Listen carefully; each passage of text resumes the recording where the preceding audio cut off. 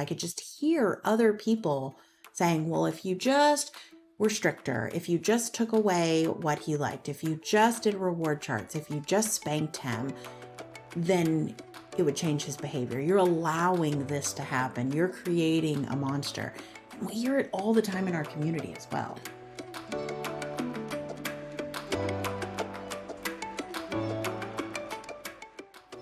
Hey, and welcome back to the Calm the Chaos Parenting Podcast.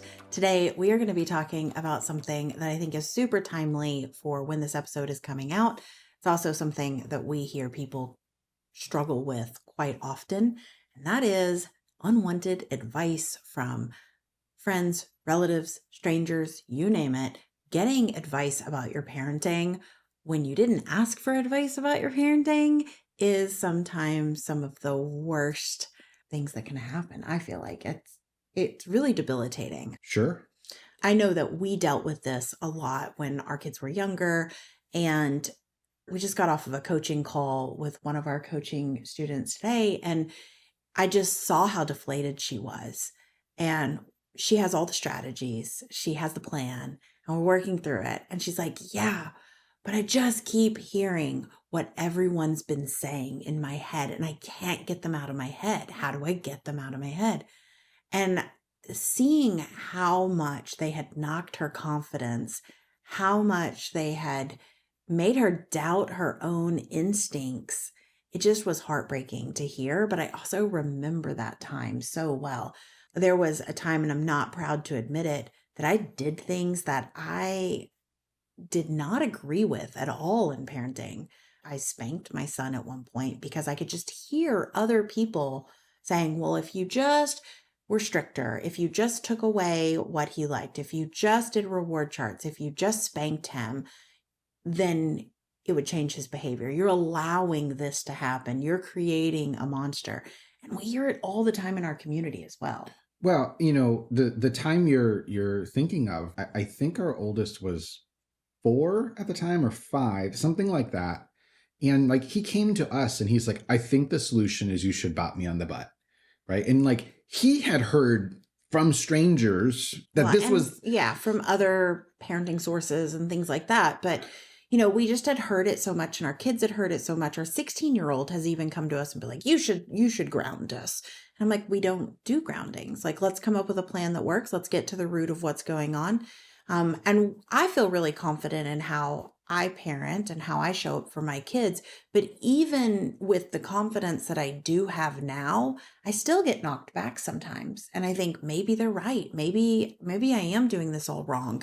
And that doubt can make us doubt our own instincts, our own gut, and what we know about our kids. And that's just not really fair to anyone, but it's still going to happen. And so, especially heading into the holidays, I thought it would be a really good time for us to talk about how to handle unwanted advice, how to handle those side comments from grandma or from your Aunt Sue or whoever, because a lot of times it hurts worse, or it's hardest when it's someone that we love and respect. And I think that can be really hard. And I'm reminded of one of our students recently. She was getting ready for Thanksgiving, and we had been working on the U piece, the Ride the Storm piece of Calm the Chaos so much. And we have an episode just on riding the storm and creating anchors. And so if you are not sure what I'm talking about, you can pick up a copy of Calm the Chaos or head over to one of the first episodes of the podcast. But she was working in our program on her anchors, and it was time for Thanksgiving to happen. And so she made a list of all the things that could happen, all of the expectations of others, all the phrases that might come out, things like, well, you shouldn't let him just eat a bun, or you should really make him eat more than just chicken nuggets, or you're coddling your child. And a lot of the anchors ended up being very much the same. I'm focusing on safety and connection. We're focusing on regulation. I know my child best. Things like that were kind of the anchor that she came up with to think in her head when it was happening. But I think that That's a great exercise for anyone listening to this. If you've got an event, if you're going to be around family members, if you struggle to be around other people without hearing what you should or shouldn't do with your children and it knocking the wind out from underneath your sails, then making a list of what are the common things you're hearing, and then how can you remind yourself that you've got this, that you are the best parent for your kid. I think that's a great exercise for anyone. As I was thinking about this episode in particular, yes, we're addressing how to handle incoming advice, but I also want you to think about your own outgoing advice as you interact with your family, friends, and loved ones, because sometimes even the most well-meaning comment can come across in the or perceived or interpreted or received in the wrong way, right? In the worst possible way, and then you're on the flip side of this list, even though you had super good intentions. I know even in our coaching programs, if the person, who's posting in the community isn't ready to receive feedback, and I go ahead and provide my train coaching feedback, it might just hit them like a 2x4 out of nowhere. And that's not what they were wanting at all. So as you are going through life, right? And right now the timing of this release is going to be, like Christmas time. Just take that extra second or two to pause. Of pausing, of precaution, to make sure that the words that are coming out of your mouth will be received with the same love, care, and attention that you're meaning to. And I think before we dive into the framework aspect of this and going into each of the pieces, I think something else that is kind of a systemic problem with this advice is it's not always from other parents. It's not always from your relatives or your friends. It can be from a therapist. It can be from a doctor. It can be from another parenting expert.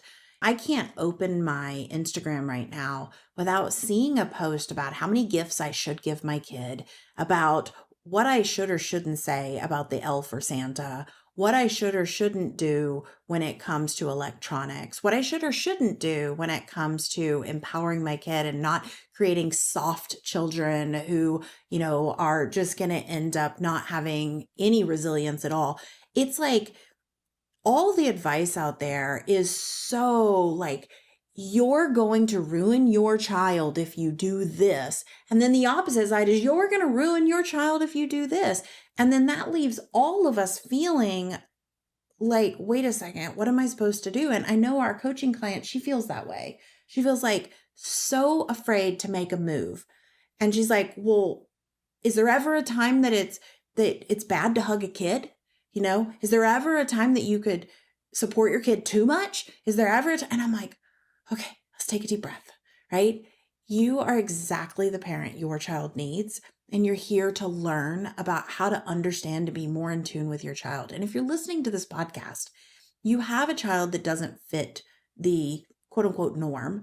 They are out of the box in some way. They are highly sensitive. They're neurodivergent. They are explosive. You name what term you want to use, but they don't run like all the other kids. They don't talk like all the other kids. They operate differently. And you know that already. And you know that you need a different way of parenting your child. And I want you to ground yourself in that as you move forward. Yes, you can always learn more about the science. You can learn more about the research. You can learn all these amazing things so that we can understand our children better.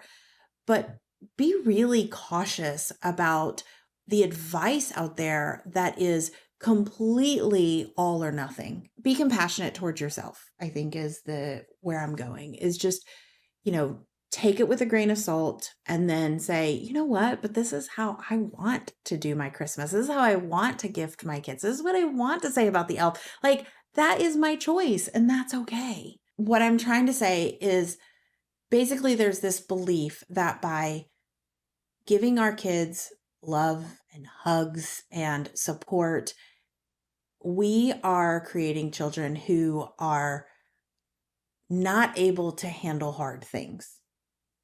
that they are. I would probably argue on like the opposite end of that I spectrum. agree. I agree. And I think that there is a huge misconception that being responsive and in tune and connected to your child is synonymous with being a permissive parent and letting your child do or say whatever and have no guidance whatsoever. And that misconception leads people down a lot of wrong trails. We're getting a little off topic here, but at the end of the day, I think that they're misinterpreting the goals. Well, they're judging what you do in the moment and saying, oh, this must be how you are all the time, versus there's a bigger picture that people are missing. And that's just systemically, like as a whole, as society, there's this idea that if you do not stick firm to your boundaries right in the heat of the moment when your kid is acting out and your kid is talking back, or your kid is crying, or your kid is, getting angry, then you're allowing them to do these things. And also that if we don't push our kids in that moment of dysregulation, that we are not teaching them how to be resilient and teaching them how to do hard things. But we're missing the fact that that's why we have a roadmap, because there's all these stages you go through, and in the moment is one stage. And then once you've created safety and connection, now we can start skill building. We can start teaching out of the moment. We can start, creating systems that work for our kids. We can start empowering our kids to be able to advocate for themselves without the need of yelling and screaming and hitting. And so when people, and I think it is still on topic, because I think when other people are giving us advice, or we hear advice and then we try to apply it to what we're doing, we're taking a very general advice and applying it to one specific moment in time. And I think it's good for us to remember now is not the time. Right? And we say that a lot. I've been saying that phrase a lot lately, is that now is not the time to teach. Now is not the time to argue. Now is not the time to set a boundary. Now is not the time to have a discussion about this. Now is the time to support, or to co-regulate, or to sit with, to validate whatever needs to happen right now in this moment. And I can still guide and teach my kid later. At the end of the day, that support that you're providing in the moment is exactly what they need, that will provide such a solid foundation later, that you are doing the thing that you want, right? We're going about it through a different lens, or like a different path. And I think what I was getting at is, we're running into the end of like achievement culture, right? Where you and I grew up and it was, you do this and then you do this and then you get the job and then you'll be happy, right? And I think for a lot of us, we are placing less self-worth on the things that we do and more value and self-worth on who we are. And that's a shift. And I think luckily culture. we operate and run in circles that is true. I am reminded every single day on the internet that the majority of people have not moved to that yet. Sure, but that's what I'm getting at. There are two goals. Yes. If you judge one goal by the other goal's standards, it's not going to work out. Yeah, apples and oranges, right? You're comparing apples and oranges. And I think that's a good one to remember when we're thinking about the advice that we're being given while we're sitting at the, dinner table with our relatives, and they say, well, in my day, we had to finish everything that was on our plate. We didn't waste food. And it's like, okay, well, now we know so much more, right? And in your day, we also didn't wear seatbelts, and we smoked in restaurants. We did a lot of things that we now know are not as safe as they could be. And so, things change because we learn more about ourselves, and we learn more about the repercussions and things like that. And so if we can remember, the goal that your parents had was very different than the goal that I'm trying to teach my child right now.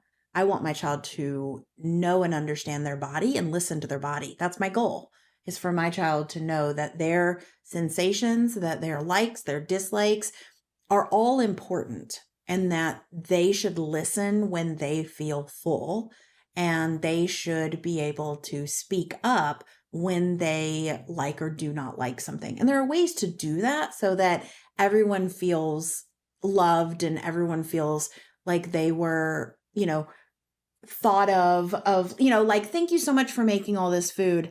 I'm so glad there's mac and cheese because I'm going to eat mac and cheese. Like, there's nothing wrong with Sure. that. It Well, doesn't. my favorite thing to say when that comes up is literally to ask the human who's saying, well, you should make them eat that. It's like, when was the last time you ate something that you didn't like?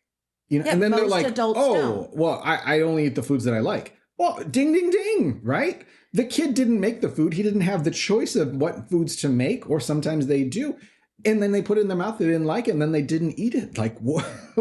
You wouldn't eat it too if you didn't like it. I would disagree with you there. I think that there are a lot of adults that would eat food that they don't like because they have been raised that it is respectful to eat what's put in front of you. I would argue that there are a lot of people that would eat a meal they don't like out of respect for the other person. But that's, again, the goal is different because respect is relative. Sure. And so what you see as respectful, what I see as respectful are two different things. My mom thought it was so disrespectful to put our elbows on the table, to run in the house, to, like all those things. We have our elbows on the table if you're watching on YouTube. And so it's if all they're watching on YouTube, they can actually see us. Yeah, so we've got our elbows If on you're the table. listening. If you're listening, then you don't know that we are doing that. Okay. All right. So let's talk through some of the practicalities and strategies of what people can do if they're dealing with unwanted advice from others, if they're losing that confidence in their own parenting, so that they can kind of hear us in their ear as they're going through the next week or these difficult situations. We do everything with the Calm the Chaos framework around here. You connect, understand, empower. And so let's take a look at some practical things people can do if they're dealing with unwanted advice in the next couple of weeks or with family members. So let's start with the you piece. I shared earlier about the student in our Calm the Chaos program who did a lot of work around creating anchors, coming up with the common situations that she thought might come up, and then creating an anchor around it. And her anchor was, I am choosing connection. I am choosing regulation. It is okay for me to say no. Those were some of the ones she kind of held on to. I know my child best was another one. But the important part when we're thinking about the mindset and the thoughts is to realize that whatever is being said to you, it's not about you.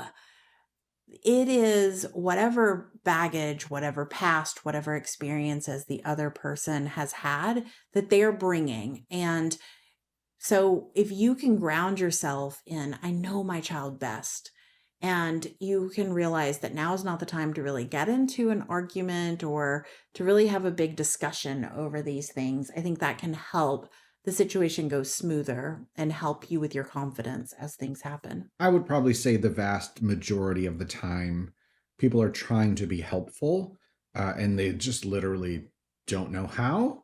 So just thank you for that. I'll take that in consideration and move on. Yeah. And an anchor I've been using a lot in lots of situations is if they could, they would. So if they could support me, they would. If they knew how to help right now, they would. If they knew what to say, they would. And I always like to think that people are coming from a good place in their heart and they have the best intentions. And I know that's not always the case, but that's a good place to operate from. Yeah, it's not always the case, but if you can connect to their intention, it might be really relevant. Next, let's talk about connection, because this can be a point in the conversation in the evening that can really turn everything south. If we're not in the right headspace, if we choose this as a time to argue, if we choose to stand our ground and the other person isn't willing to listen, it can really ruin the mood for everyone. And I think it's really important for us to share our beliefs and our ideas with other people. And I also think there's a time and a place. And I think that when there are 20 people over for dinner might not be the best time to have that conversation. And so one of the things I like to remember is being able to have some scripts or phrases that I'll be able to say to the other person that one, validate them, but don't agree with them. Like, I think that there's this misunderstanding that validating is Well, agreeing. And I think, sure. And you know, there are so many valuable perspectives, a zillion ways to skin a cat, like whatever the phrase you want to use is, your way is not the only way. It's mhm, certainly not the right way, right? It's just the way that works for you. So being able to, again, consider the perspective, consider the intention behind whatever the advice is, I think it's going to be really important, right? You can put yourself in their shoes. So mhm, now you understand where they're coming from. And in a way, it's a bit of like fractal UQing, because like you're UQing them, you're UQing the advice, you're UQing the situation. It becomes a way of life at a certain point that right. is more connected and compassionate all around. Yeah. And I think if we come from this, again, this idea that everyone is doing the best that they can with what they've been given and they mean well and they want to help, especially knowing that there's different generations and that they're dealing with different things and they have different experiences, if we can take that into account and if everyone's in a calm place, it might be a place to have a conversation around it. But I think being able to recognize when it's something where maybe someone is saying, well, you should just take them to the bathroom and you're like, "Thank you, I've got it." Right? Having a phrase that you can use when you're getting that unwanted advice when your child is melting down or when you're in a stressful situation, that's not the time to have the conversation. Whereas, I've had my dad come back in the past, or I've had, other people come back and there's, can you explain why you did XYZ? I'm trying to understand what what you were thinking. I'm trying to understand why you did this. And that's when you can have a conversation, when both parties are open to hearing each side. So we're moving on to the understand piece. And I think this is where it's really hard. I do think this is the hardest piece. And we might not understand where everyone's coming from, and we might not agree either. But I think just having this baseline understanding of everyone's on their own journey and that different generations and cultures and experiences will affect how people think about parenting and what people should or shouldn't do. But that shouldn't knock what you believe about your parenting. Like, don't let their advice, don't let their judgment or shame knock your confidence in what you know and believe. And I always tell parents to go back to their big why. Like, why are you doing this? You're doing this so that you have children who feel seen and heard and valued for who they are. You're doing this so your children know themselves on a deep level and can advocate for their own needs and wants. You're parenting this way because you want to parent differently than the way you were raised. And remind yourself of those things when this advice comes at you. And instead of doubting yourself, use it as a reminder of, yes, I am different than you, and that's okay. You have your way of doing things. I have my way of doing things, and that's okay. All right, so let's talk about empowering ourselves so that the biggest thing that I think about when I think about empowerment, when we're dealing with unwanted advice and we're dealing with phrases and judgment from other people, is I think about how I don't want to give my power or my agency away to someone else and their beliefs and their systems and the way they would do it. And the way to do that is have my own personal boundaries. I want to choose based on that big why. I want to choose what I want to be as a parent, how I want to show up as a parent. And I want to have scripts ready on hand, not to defend myself, but to just share. Thank you. And this is how I'm choosing to parent. I hear you. And he's going to be okay. Or just, I've got this. I appreciate you, but I've got this. Like having those phrases ready to go. I think that sometimes we can use our phrases like that to build our own confidence, and then our confidence will trump their like doubts or worries or fears that you don't know what you're doing. And so, but when we go, oh, maybe, okay, I'm not sure. Should I? I don't know. Like, maybe you're right. That opens up a door for them to feel like their advice is warranted. And I think that if we can just keep it really short and sweet and just stand by those boundaries of what we believe in. And I'm thinking about, oh, you should or you should tell them to hug. Like, a hug's not going to hurt them. What? Well, thank you. And I find it really important to teach my child their own personal boundaries. And if they don't want to hug, they don't have to hug. Doesn't mean they don't love you. And then leave it at that. Don't have any more conversation after the fact. But I think if you go in prepared with some very short and easy to remember phrases that you can use, again, going back to that list of common challenges that have happened in the past that you're used to hearing when you're around others, then you'll be prepared and ready and you won't feel as caught off guard. I think that's the thing I also hear a lot is parents feeling so caught off guard by the judgment and the shame and the comments and the unwanted advice. But if you know it's coming, right? If it's happened in the past, it's probably going to happen again. And so creating an ahead of the moment plan for yourself and even creating an exit plan for if it gets really bad and it's actually affecting how you're able to show up for your kids or it's affecting your kids and how they feel about themselves. Having a planned exit strategy could be really powerful in these situations. From an empowering standpoint, if you know that your kid's only going to eat chicken nuggets and you know that, they're not going to give anyone a hug when they leave, right? You could just make a t-shirt that says nugs, not hugs. Nugs, not hugs. I think we should all have t-shirts that say nugs, not hugs. This is fantastic. And then you don't have to say anything. Like your Yeah. script is just your t-shirt. Yeah. Outside of having a t-shirt that says nugs, not hugs, you could let people know ahead of time. Yeah. And, you could say, hey, I know that you've made this beautiful meal. I'm going to go ahead and bring safe foods that I know that my kid will eat. I actually did this at Thanksgiving.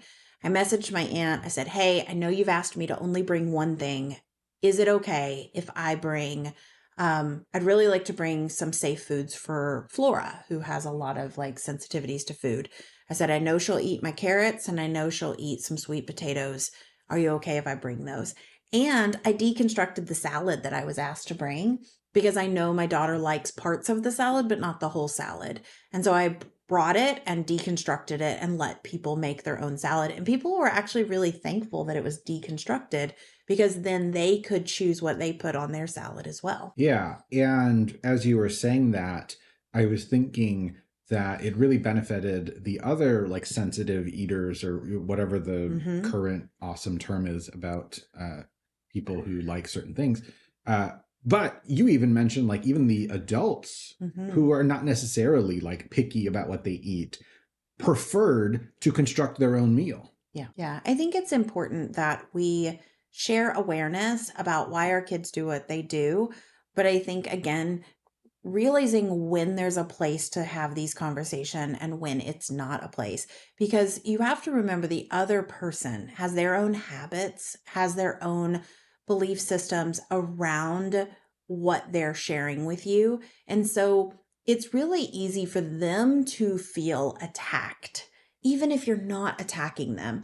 And I think there's a place. I had this conversation on a podcast I was a guest on the other day, that I think that there is a very good place for people who get all fired up and they share about changes in the world and they share about how to be more accepting and all of these amazing changes in the world.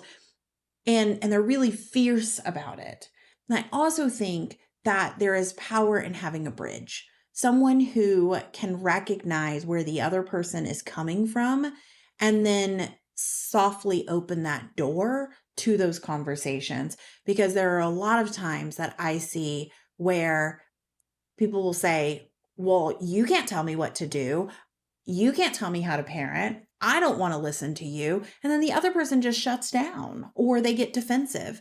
And so I think the more that we can come from a connected and understanding place, the easier it's going to be to have that change in our families or with our friends and relatives when they are giving that unwanted advice.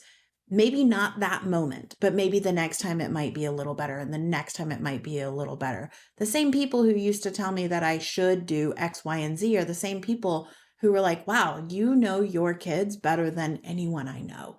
Like, you really have a good understanding of what your kids need, how they respond, how they work best. And that has come from you doing a lot of deep work to figure out your kids. But they were the first to say, well, they just need stronger boundaries, or they just need more punishment, or they just need X, Y, and Z.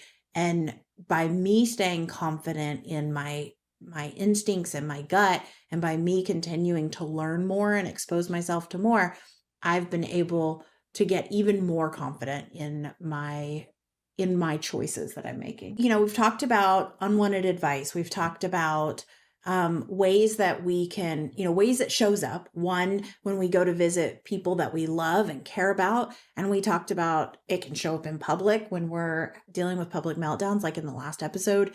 And we also talked about how there's just myriad of advice on, Instagram and all the things you should or shouldn't do. And that can also rip away your confidence. And I think, the thing I want to really drive home as we sum up this episode is there are practical ways to handle when other people are giving you advice that doesn't sit well with your personal values and with how you want to raise your kids. We've talked through thought swaps and scripts, and we've talked about how to understand where they're coming from. But I think the biggest thing here is just to not allow someone else to take that confidence away from you and not give away your power to someone else based on what they're saying. Because I say it in every episode, I truly believe that you are the best parent for your kid. And you're exactly the parent that your child needs, especially if you're listening to this and you're trying to figure out how to be more in tune with your kid, how to understand your kid at a deeper level, how to empower your kid. Then you are doing what is needed to help your kid thrive. And so stand in that, believe in that, and know that you've got this and you're not alone. So if this has been helpful for you and you have found some scripts you could use, some thought swaps you could use, this is something that we also have inside of our Huddle membership. And for this month, we have the Huddle membership is open and you can try it out for just $1. We'll put a link in the show notes so that you can try out the Huddle if you would like some plans with scripts, thought swaps, and even some activities to help you deal with unwanted advice, public meltdowns, any other parenting struggle that you might be struggling with. We have got plans for you inside of the Huddle. And if anything today has resonated with you, I would love if you would just message me on Instagram, send us an email, let us know what has resonated with you and what your next step is going to be after listening to this episode. And I will talk to you on next week's episode.